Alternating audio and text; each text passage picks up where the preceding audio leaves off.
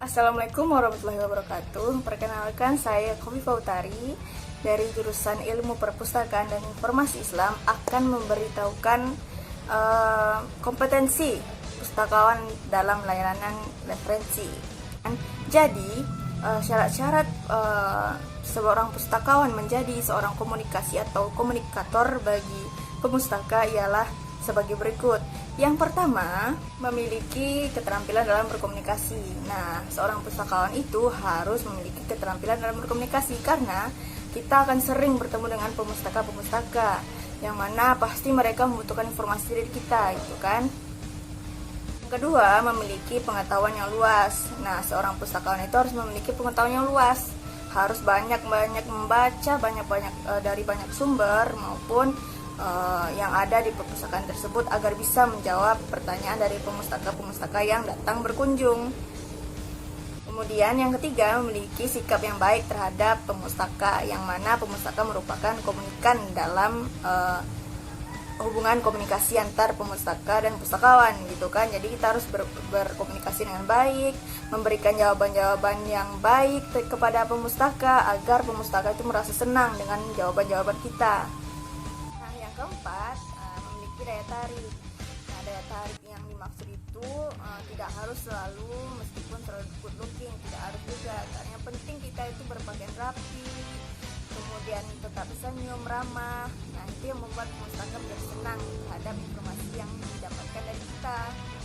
Nah, menurut Ahwi Wijaya ada beberapa gaya dalam komunikator. Nah, gaya yang pertama itu komunikator yang membangun. Sebagai komunikator yang membangun yang ada di dalam perpustakaan, yaitu pustakawan terhadap pemustaka, ciri-cirinya itu sebagai berikut.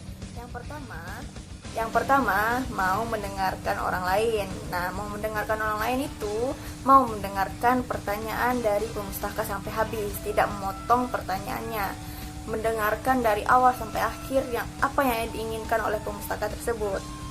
Kedua, mau bekerja sama. Nah, sehingga tak saling timbulnya pengertian. Jadi seorang pustakawan itu mau bekerja sama dengan pemustakanya. Nah, jadi meskipun ada suatu informasi yang ternyata tidak bisa ditemukan oleh pustakawan, jadi pustakawan bekerja sama dengan pemustakanya mencari informasi tersebut bersama-sama. Ya, tentu saja informasi itu harus valid. Nah, yang ketiga, tidak terlalu mendominasi situasi. Jadi seorang pustakawan itu dengan tenang mendengarkan apa yang ditanyakan atau apa yang disampaikan oleh pemustaka, tidak memotong-motong, tidak mendominasi, tidak terlalu mengikut campuri pertanyaan dari pemustaka gitu. Nah, gaya yang kedua, komunikator yang mengendalikan. Komunikator yang mengendalikan ini sebenarnya tidak boleh dimiliki oleh pustakawan karena ciri-cirinya itu sebagai berikut. Yang pertama, dia tidak mau mendengarkan orang lain, dia merasa dirinya selalu benar.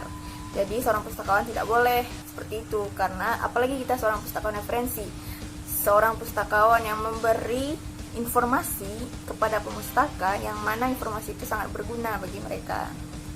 Yang kedua, komunikasinya itu satu arah.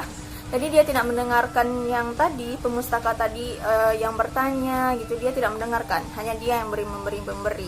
Jadi dia tidak mau tahu gitu apa yang dirasakan oleh pemustaka gitu, apa yang dipikirkan oleh pemustaka dia tidak mau tahu. Dia hanya sibuk dengan dirinya sendiri. Nah, yang ketiga, komunikator yang melepaskan diri. Pustakawan yang melepaskan diri ini juga tidak boleh ada di perpustakaan karena dia melepaskan saja.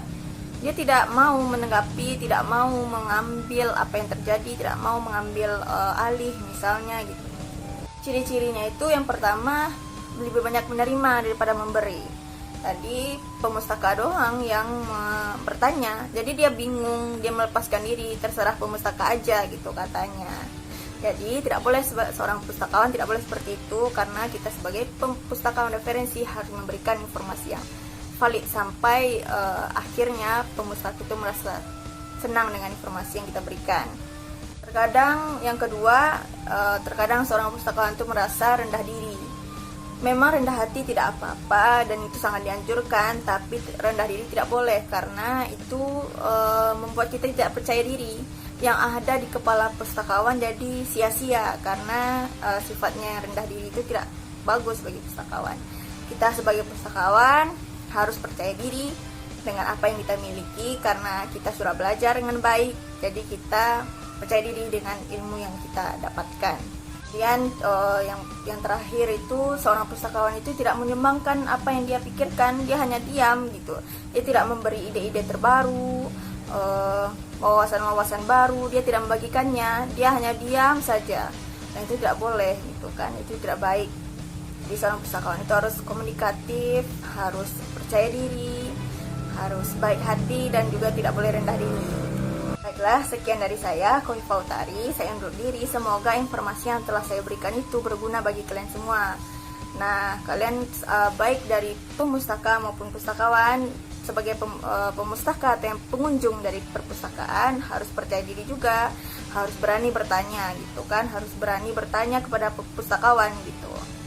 Nah, sebagai pustakawan, ingat juga harus memberikan informasi itu dengan baik dan benar, tidak terlalu mendominasi, mendengarkan perkataan dari pemustaka gitu, sehingga pemustaka yang berkunjung, pemustaka yang ingin kelayanan referensi maupun yang memang kewajibannya atau memang harus kelayanan referensi, jadi senang gitu atas informasi yang kita berikan.